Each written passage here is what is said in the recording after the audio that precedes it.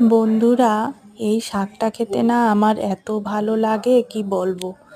এটা হয়েছে ডেকির শাক। এটা আমাদের ঘরে খেতে সবাই খুব বেশি ভালোবাসে। তো অনেক দিন পর আবার এই শাকটা খাচ্ছি। এখনই সিজন এই শাকটার। তো কচি একদম, অনেক সময় তো মোটা হয়ে যায় শাকগুলো, খেতে বেশ মানে কেমন একটা বিচ্ছিরি লাগে।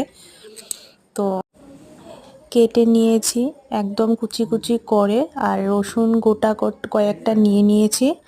তো রসুনগুলো আগে ফোড়ন দিয়ে নেব শুকনা মরিচের সাথে।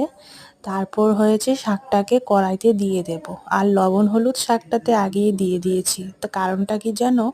কারণটা হলো এক হাতে ক্যামেরা নিয়ে ক্যামেরা করছি, তো মানে এক হাত দিয়ে ক্যামেরা ধরা, তারপর কিন্তু আমার মানে লবণ আর এক হাতে লবণ আর হলুদটা নিতে কষ্ট হবে, তো তার জন্য আমি আগেই দিয়ে দিয়েছি। আর গরম গরম ভাতের সাথে সকালবেলা এই শাকটা খেয়েছিলাম, অপূর্ব লেগেছে, একদম অপূর্ব, কি বলবো তোমাদের। আমি কিন্তু সঙ্গে সঙ্গে এডিট করতে পারিনি, তো পরে এডিট করছি আর অনেস্ট রিভিউ দিচ্ছি। দারুণ হয়েছিল খেতে।